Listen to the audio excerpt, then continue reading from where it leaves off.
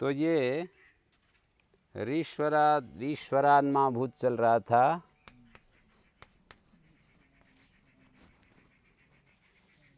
ईश्वरात निपाता क्यों कहा, ईश्वरात निपाता क्यों नहीं कहा? कहते ईश्वरात कहते तो वो अवधि ईश्वरे तो सुन कसनो वाले भी ले लेते। कहते वो क्यों लेते, वो तो कृण में जनता सूत्र बना रखा है निपात अव्यय संज्ञा करने के लिए। तो यदि वो लेते तो फिर क्या जरूरत थी कृण में जनता की, क्योंकि निपात संज्ञा हो ही जाती और निपात संज्ञा हो जाती तो अव्यय संज्ञा भी हो जाती। कृण में जनता तो अव्यय संज्ञा के लिए किया है, तो कृण में जनता क्यों बनाया? बोले परोपी से एक तो एक व्यक्ति है, दो व्यक्तियों का शास्त्रार्थ है, एक ईश्वर शब्द वाला और एक ईश्वर शब्द वाला। ठीक है, तो इसको आप ऐसे समझिए, पहला व्यक्ति ने तो प्रश्न कर दिया कि ये रेप अधिक क्यों पड़ा है, तो ये उत्तर दिया, उत्तरदाता ने ये उत्तर दिया कि विश्वरात्मा भूत, ईश्वरे तो सुन कसनो अवधि ना ले ली जाए।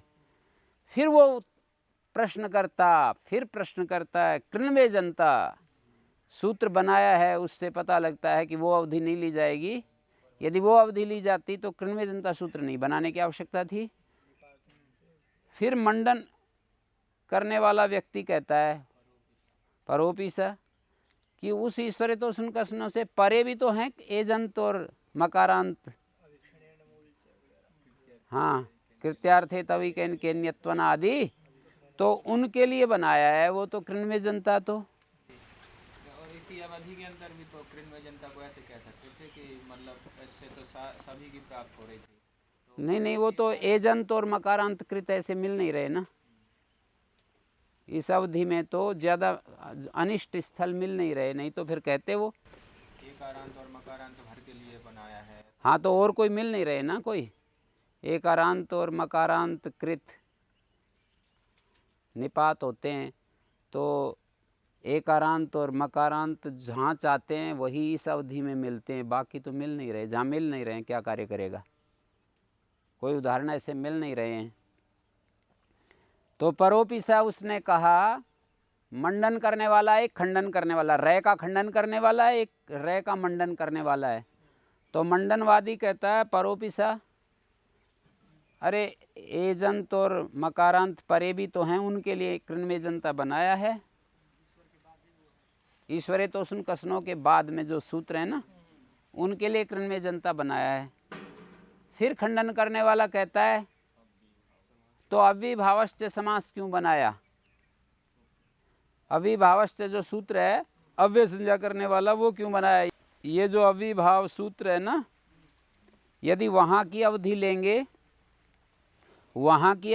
तो ये तो बीच में ही आता है ना अविभाव, तो निपात संज्ञा हो जाएगी, निपात संज्ञा हो जाएगी तो अव्यय संज्ञा हो जाएगी। अविभावश्च सूत्र बनाने की आवश्यकता। ये जो है किसने कहा ये बात?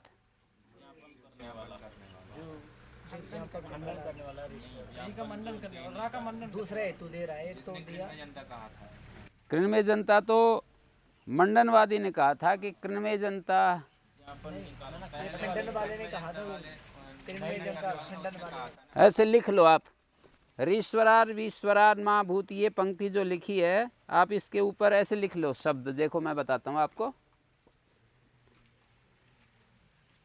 मैं ऐसे लिख लो, और खंडन करने वाला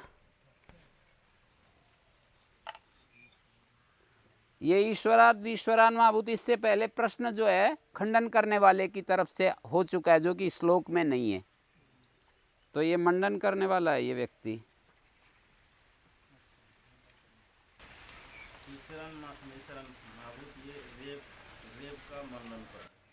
हाँ, रेप का मंडन कर रहा है, कृण्वे जनता खंडन कर रहा है। परोपि से मंडन कर रहा है। अव्ययी भाव जो है ना, श्लोक में नहीं है, वो ऊपर से समझा जा रहा है, वो खंडन कर रहा है और ये उत्तर दे रहा है, समासेषु अव्ययी भाव। 2 बार मंडन मंडन आ रहा है ना, तो बीच में खंडन अपनी तरफ से समझना पड़ेगा। परोपि सा भी मंडनवादी है, समासेषु अव्ययी भावा भी है। पहले अव्ययी भाव समास वो अव्ययी भाव से सूत्र बोल दिया। हाँ, कि अव्ययी भावस्य सूत्र है ना, उससे पता लगता है कि पर्व अवधि नहीं ली जाती। हाँ, तब मंडनवादी कहता है समासेषु अव्ययी भावा, वो तो हाँ, ये मंडनवादी हो गया कि समासों में जो अव्ययी भाव समास की ही हो, अन्य समासों की ना हो, ऐसा।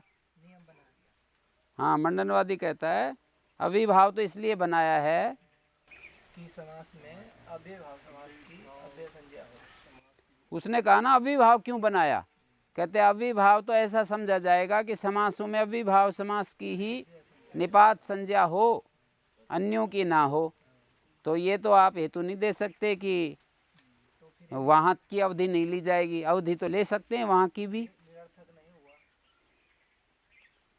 है ना। तो फिर खंडन करने वाले ने एक लौकिक उदाहरण दिया कि लौकिक उदाहरणों से भी हम निर्णय कर लेते हैं बहुत सारी बातों का। वो दिया नहीं, श्लोक के अंतर्गर्भित है। लौकिकम चाति वर्तते, ये मंडनवादी ने फिर अपनी बात कह दी। लौकिक बात का भी अतिक्रमण हो जाता है। जैसे हमारे प्राचीन परंपरा के अनुसार कोई प्रिय अतिथि घर में आता है ना, फिर उसको छोड़ने जाते हैं, तो जल दर्शन जब होता है तो अच्छा मानते हैं, शुभ मानते हैं, हैं? हाँ, वो भी अच्छा है। कोई घड़ा भरा हुआ घड़ा मिल जाए ना, तो उसमें कुछ पैसे डाल देते थे। जैसे हम चले किसी का, जैसे किसी की लड़की को लेने के लिए दामाद आता है, फिर वो चला, पहले तो ऊंट गाड़ी वगैरह से जाते थे ना, आजकल गाड़ी होती हैं, तो वो सामने यदि ईंधन मिल गया और खाली घड़ा मिल गया है तो वापिस ही हो जाना चाहिए, हैं?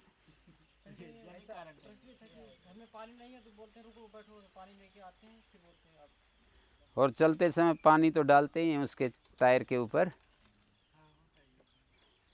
पर वो ईंधन, और ये तो मेरे को याद है, ईंधन मिल जाए तो गड़बड़ अपशकुन मानते हैं।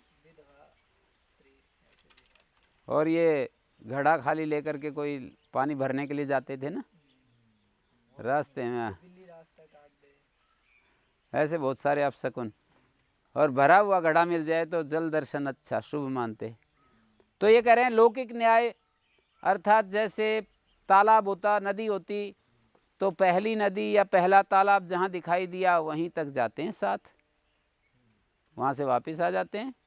तो यहाँ पर जैसे ही आचार्य यूँ कहेगा प्राग ईश्वरा निपाता, तो जहाँ ईश्वर शब्द मिलेगा वहीं से वापस हो जाएगा।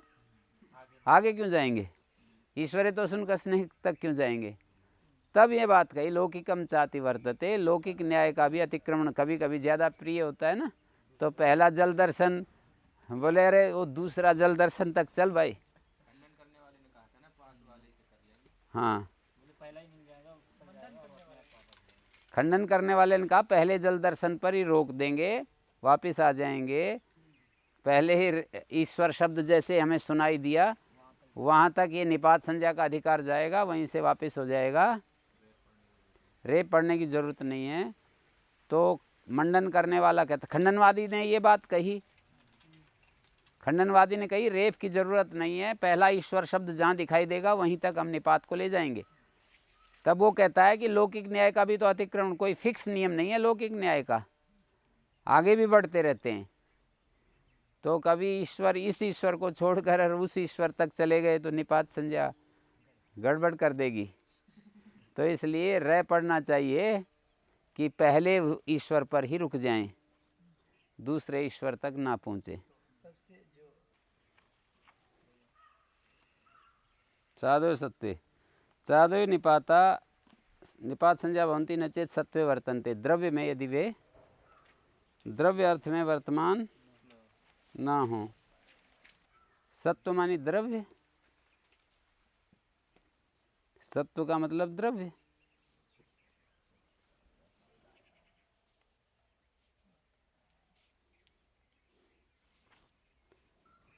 सत्वमिति द्रव्यमुच्यते हैं।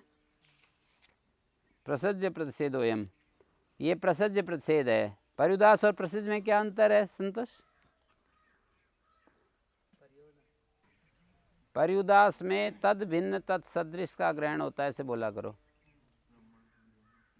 ब्राह्मण भिन्न ब्राह्मण सदृश है, ब्राह्मण का अर्थ ये लिया जाता है। और प्रसज्य में क्रिया के साथ नय का अन्वय होता है। अलवण भोजी ब्राह्मण, तो अलवण का लवण के साथ संबंध नहीं, भोजी के साथ है। भोजी क्रिया है वहाँ एक प्रकार से। लवणम न भुंगते हैं, दो वाक्य होते हैं, ये भी ठीक है। क्रिया के साथ अन्वय होता है, ये भी ठीक है। पर पर्युदास में तद भिन्न तत्सदृश का ग्रहण होता है। तो ये दो वाक्य इस तरह से हो गए। चादय निपाता सत्वे न वर्तन्ते न चेत सत्वे वर्तन्ते। च वा है अह एवं ये सब शब्द दे दिए। चादिगण जो शब्द है ना, चादिगण, इसमें अ ई उ रील री ए ऐ ओ औ भी आते हैं। इनकी निपात संज्ञा होने से निपात एका जनांग प्रगृह्य संज्ञा, और प्रगृह्य संज्ञा होने से हाँ प्रकृति भाव हो जाता है। इसमें बहुत सारे शब्द ऐसे हैं जो अप्रचलित शब्द हैं। अव्यय, जहाँ पर अव्ययों की कोई पुस्तक होती है ना, अव्ययों की व्याख्या, उसमें इन निपातों का संकेत दे करके उदाहरणों सहित अर्थ दिए मिलते हैं। ऐसी पुस्तकें छपती हैं। हाँ,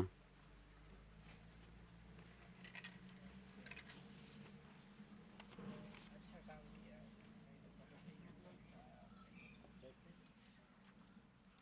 आते हैं ना, कहाँ प्रयोग होता है, इसके उदाहरण प्रयोग इस तरह है, इसके अर्थ। द्रव्य की परिभाषा क्या है, कोई पूछे तो?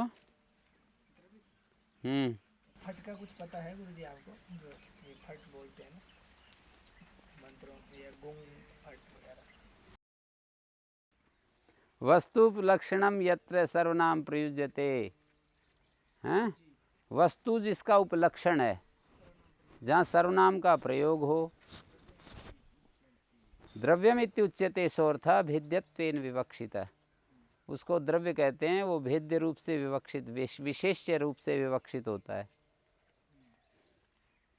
भेद्यत्वेन मानी विशेष्यत्वेन विवक्षितः। हैं? जैसे पुस्तकम, इदम तत् के द्वारा हम इसका प्रयोग करेंगे ना, इसके साथ सर्वनाम का प्रयोग करेंगे। इदम पुस्तकम, अयम वृक्ष, ये द्रव्य, ये अयम वृक्ष, अयम हस्त द्रव्य है। इदम तत् आदि सर्वनाम के द्वारा जहाँ विशेषित करते हैं, हाँ, द्रव्यमिति उच्यते सो अर्थ, उस अर्थ को द्रव्य कहते हैं। हैं? भेद्यत्वेन विवक्षिता, भेद्य रूप से, द्रव्य जो है भेद्य रूप से विवक्षित है। जो हमारा जो स्वार्थ होता है ना, उसके द्वारा इसको विशेषित करते हैं द्रव्य को। स्वार्थस्य यत्र विश्रांति वाच्यम द्रव्यम तदिश्यते, स्वार्थ की पर्यवसान भूमि द्रव्य होता है। तो भेद्यत्वेन विवक्षिता स्वार्थेनिति शेष, स्वार्थ के द्वारा जो भेद्य रूप से विवक्षित है, अर्थात स्वार्थ जिसमें पर्यवसित होता है। शब्द का स्वार्थ क्या होता है? प्रवृत्ति निमित्त होता है। प्रवृत्ति निमित्त क्या क्या हो सकते हैं शब्द का स्वार्थ? शब्द स्वरूप भी होता है, जाति, द्रव्य, गुण, क्रिया, संबंध, इतने होते हैं स्वार्थ। प्रवृत्ति निमित्त, शब्द के प्रवृत्ति निमित्त ये हो सकते हैं। शब्द स्वरूप को लेकर शब्द की प्रवृत्ति, जाति अर्थ को लेकर, द्रव्य अर्थ को लेकर, गुण को, क्रिया को और संबंध को लेकर के ये स्वार्थ हो सकते हैं। तो स्वार्थ के द्वारा, इनके द्वारा जो भेद्य रूप से विवक्षित होता है उसको द्रव्य कहते हैं। अर्थात स्वार्थ की पर्यवसान भूमि द्रव्य।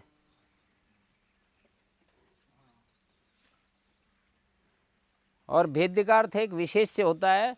सामान्य रूप से यूं कहें जैसे पुस्तकम, लघु, बृहत, तो ये पुस्तकम तो विशेष्य हो गया और लघु विशेषण हो गया। भेद्यत्वेन द्रव्य जो होगा वो भेद्य रूप से विशेष रूप से विवक्षित होगा, उसका कोई ना कोई विशेषण जरूर होगा।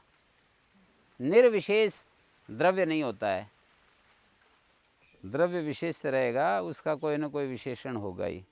लघु दीर्घ तो तब करेंगे ना जब कोई मतलब दूसरी उसके समक्ष दूसरी बड़ी नहीं, पर विशेषण हम डाल सकते हैं ना इसका। भेद्य जो है दूसरों से उसको अलग करके देखने की जो बात है द्रव्य में होती ही है। दूसरों से सजातीय विजातीय उसके भेद हो सकते हैं ना। संख्या भी एक प्रकार से विशेषण ही होती है, सर्वनाम भी विशेषण ही होता है। और विशेषण के तो कई रूप हो सकते हैं। एक प्रकार से सर्वनाम विशेषण हो सकता है ना, ऐसे अयम वृक्ष इदम पुस्तकम, जैसे इदम पुस्तकम न तो तत् पुस्तकम, यह वाली पुस्तक वो वाली नहीं। एकम पुस्तकम, 1 2 3 4 ये जो संख्या डाला ये भी तो विशेषण ही है।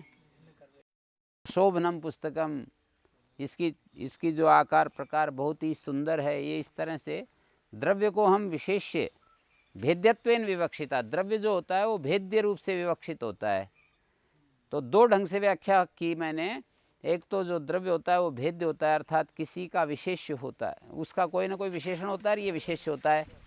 एक मैंने कहा स्वार्थ के द्वारा जो द्रव्य होता है, स्वार्थ की पर्यवसान भूमि होती है। जो स्वार्थ मैंने लिखे शब्द के अपने जो प्रवृत्ति निमित्त रूप जो अर्थ है, इसके द्वारा वो विशेष्यतया स्वार्थ के द्वारा सिद्ध रूप जो अर्थ है स्वार्थेन विशेष्यतया विवक्षित। प्रवृत्ति निमित्त रूप जो ये अर्थ हैं इनके द्वारा वो द्रव्य विशेष्यता से विवक्षित होता है। स्वार्थस्य यत्र विश्रांति वाच्यम द्रव्यम तदिश्यते। स्वार्थ की परिसमाप्ति जिसमें होती है उसको द्रव्य कहते हैं। ये वाला अर्थ इसी में यदि पर्यवसान हो रहा है तो शब्द स्वरूप तो स्वार्थ है, और वो जो शब्द स्वरूप है वही इसका द्रव्य रूप अर्थ है। शब्द स्वरूप की परिसमाप्ति जाति में भी की जा सकती है तो जाति द्रव्य हो जाएगा। शब्द स्वरूप की परिसमाप्ति द्रव्य में की जा सकती है तो द्रव्य द्रव्य हो जाएगा। किसी गुण में की जा सकती है, गुण द्रव्य हो जाएगा। क्रिया में की जा सकती, क्रिया द्रव्य हो जाएगा। शब्द स्वरूप की संबंध में कर देंगे तो संबंध द्रव्य हो जाएगा। हैं? हाँ, इदम तद इत्यादि सर्वनाम शब्द जिसके लिए प्रयोग होता है, हैं? द्रव्यमिति उच्यते स्वर्था। हाँ, वहाँ वैशेषिक में तो क्रिया गुणवत् समवायी कारणम द्रव्य लक्षणम 4 बातें गई। क्रिया वाला, गुण वाला, या दोनों वाला, या समवायी कारण। जैसे वस्त्र है, इसका समवायी कारण तंतु है। कारण एक समवायी होता है, वैशेषिक में एक असमवायी होता है। तो समवायी कारण तो हमेशा द्रव्य ही होता है, पर असमवायी कारण गुण होता है या क्रिया होती है। असमवायी कारण जो है ना, गुण या क्रिया हो जाती है, द्रव्य नहीं होता है। जैसे तंतु संयोग है ना, तंतु का जो संयोग है यह समवायी कारण है वस्त्र का, और तंतुगत जो रूप है वो वस्त्रगत रूप का असमवायी कारण है। तंतु में जो रूप दिखाई देता है वस्त्र में वही रूप आ जाता है, तो ये तंतु का रूप वस्त्र के रूप का असमवायी कारण है। तंतु में तंतु लाल है तो वस्त्र भी लाल बन गया ना, तो तंतु का जो रूप था वो वस्त्र के रूप का असमवायी कारण है।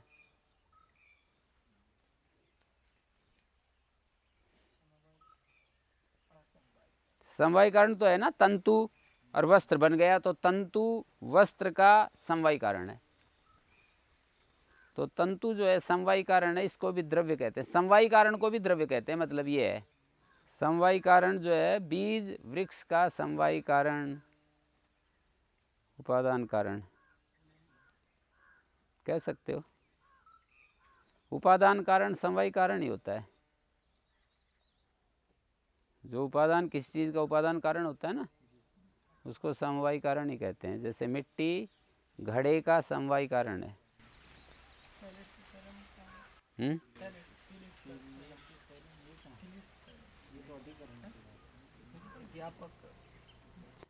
तिलेषु तैलम में तिल जो है तैल का समवायी कारण है, उपादान कारण है। तिलों से तैल निकलता है। प्रकृति का समवायी कारण नहीं है, इस विश्व का समवायी कारण प्रकृति है। मूल का कारण, मूले मूला भावाद अमूलम मूलम, मूल का मूल कोई नहीं होता ना, मूलम अमूलम है। उपादान कारण निमित्त कारण दो ही हैं। साधारण कारण आदि बता देते हैं अलग से, बाकी तो निमित्त ही है वो भी।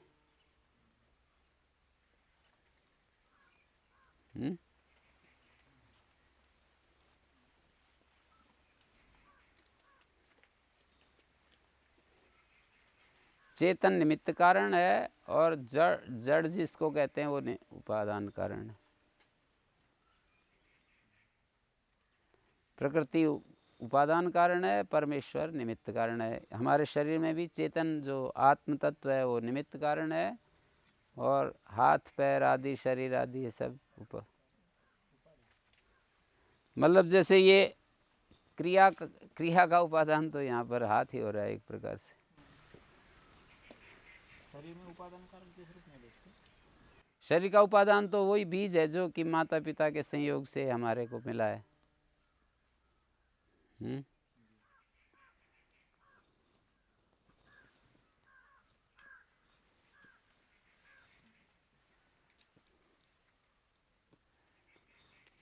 तो वैशेषिक में द्रव्य की परिभाषा इस तरह की है, पर यहाँ पर इदम तत्सर्वनाम के द्वारा जिसको विशेषित कर दिया जाता है उसको द्रव्य कहते हैं, और जो मतलब भेद्य रूप से विवक्षित है स्वार्थ के द्वारा उसको विशेषित किया जाता है। स्वार्थ के द्वारा, स्वार्थ तो इतने हैं, इनके द्वारा जिसको विशेषित किया जाए उसको द्रव्य कह देते हैं।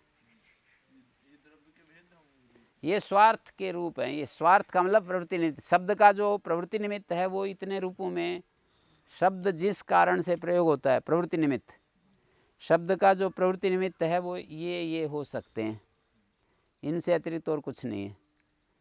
शब्द का प्रवृत्ति निमित्त ये हैं। हैं? इन 6 चीजों को शब्द कह सकता है। हाँ, शब्द इन 6 चीज़ों को कह सकता है।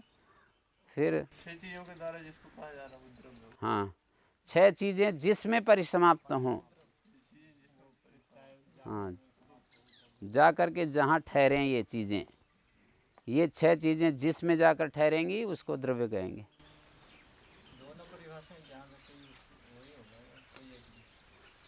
नहीं, वो तो द्रव्य तो यहाँ पर वही लेना है, इदम तत् से जिसको विशेषित किया जाए, और ये दूसरी परिभाषा हो गई भेद्यत्व। स्वार्थ की जो पर्यवसान भूमि है उसको भी द्रव्य कहते हैं। आत्मा द्रव्य है ना। हाँ, अयम के द्वारा, इदम तत् सर्वनाम के द्वारा उसको विशेषित कर रहे हैं, और ये तो लग जाएगा, इसमें तो क्या दिक्कत है। शब्द स्वरूप जिसमें परिसमाप्त हो रहा है उसको द्रव्य कह देते हैं। तो आत्मा एक शब्द है, और ये आत्मा शब्द की समाप्ति मान लो आत्मा द्रव्य में हुई, इसको द्रव्य कह देंगे आत्मा को। तो शब्द स्वरूप में भी तो कर सकते हैं ना। शब्द स्वरूप में तो फिर आत्मा शब्द ही केवल पकड़ेंगे। आत्मा जो ये शब्द है इसी को द्रव्य के रूप में, ये तो आत्मा जो ये वर्णों का जो है यही एक द्रव्य मान लिया जाएगा। मतलब ऐसा लोक में तो नहीं होता है, यहाँ व्याकरण की अपनी एक सिस्टम है। आत्मा का जो संघात है इसको द्रव्य कह देंगे। जब शब्द स्वरूप ही तो इसका स्वार्थ लें और इसकी परिसमाप्ति भी शब्द स्वरूप में ही कर दें कि आत्मा शब्द को हम बताना चाहते हों कहीं पर, आत्मा कैसे बनता है? अथ सातत्य का मने सतत जो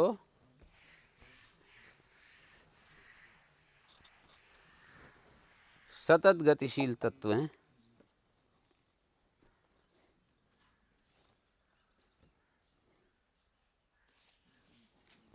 अव्यार्थ निबंधनम। स्वामी दयानंद ने भी लिखा अव्यार्थ एक पुस्तक, और एक अव्यार्थ कोश, बहुत सारी हैं, मैंने इनके अर्थ भी लिखे थे छांट करके, प्रयोग आदि। उपसर्ग विभक्ति स्वर प्रतिरूप काश्च निपाता। उपसर्ग विभक्ति स्वर के समान रूप वाले निपात होते हैं। प्रतिरूपक माने उसके समान रूप वाले, तीनों के साथ संबंध है ये प्रतिरूपक। उपसर्ग प्रतिरूप का, विभक्ति प्रतिरूप का, स्वर प्रतिरूप का। जैसे अवदत्तम विदत्तम च प्रदत्तम चादि कर्मणि सुदत्तम अनुदत्तम च निदत्तम इति चेष्यते। यहाँ पर ये उपसर्ग प्रतिरूपक है, उपसर्ग नहीं है। यदि ये उपसर्ग होता